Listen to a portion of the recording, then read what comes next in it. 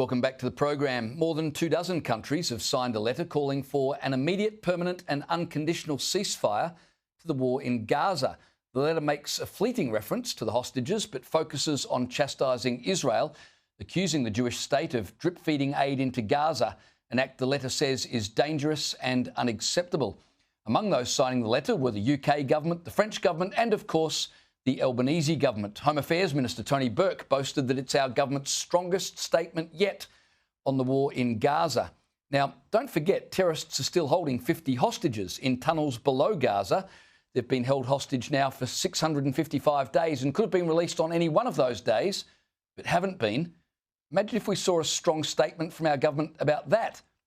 Don't hold your breath.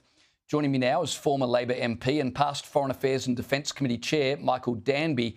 Michael, just briefly run me through the contents of this letter and help me understand why Penny Wong felt the need to sign it.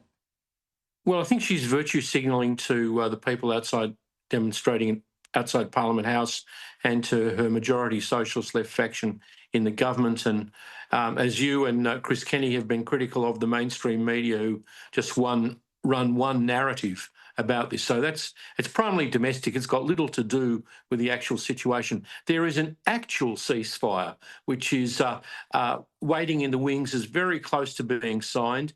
The Israelis have okayed it for more than a week. It's being pushed by the Trump administration, and it's now only waiting for Hamas to sign on as well. The Israelis have made further concessions to them.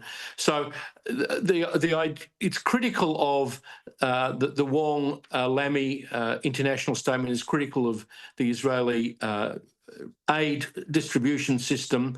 Of course, the United Nations and corrupt organisations like the UN Welfare and Relief Association, which Penny Wong insists on continuing to stuff Australian taxpayers' money down their throat, want to keep control of the aid because so many of them are sympathetic to Hamas. And Hamas doesn't want to lose control of the aid distribution system. I urge your viewers, James, to go to Google. Any of you can see what's just happened tonight with the many convoys that go in from the north of the Gaza Strip.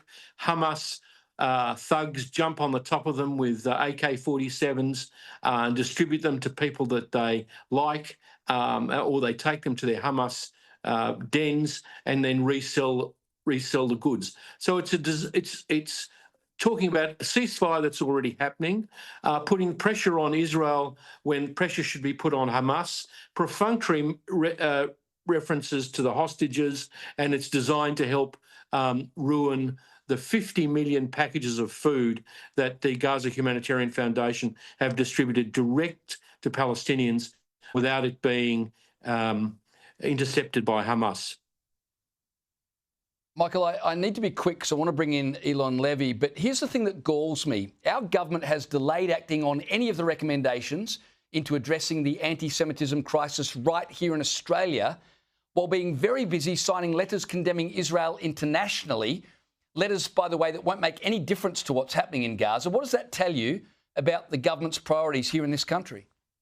Well, it's an ideological and obsessive approach that's not based on reality. So someone in your street, James, has got their house burning down, and you say, oh, no, we can't have the fire brigade do anything about it until all the other residents in the street are investigated about what might or might not have happened to them.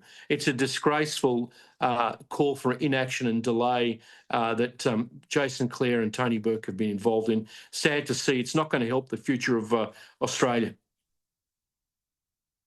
Yeah, but as I said, very quick to sign this letter and fire it off about events far hasn't he gone away. to Japan? Michael Danby, I've got to finish it there because No worries. Sorry? Thanks, I said, why hasn't he visited Japan? We're going to bring in South Elon Korea? Levy, but I'll see you soon. Exactly. I appreciate you joining me. Thank you.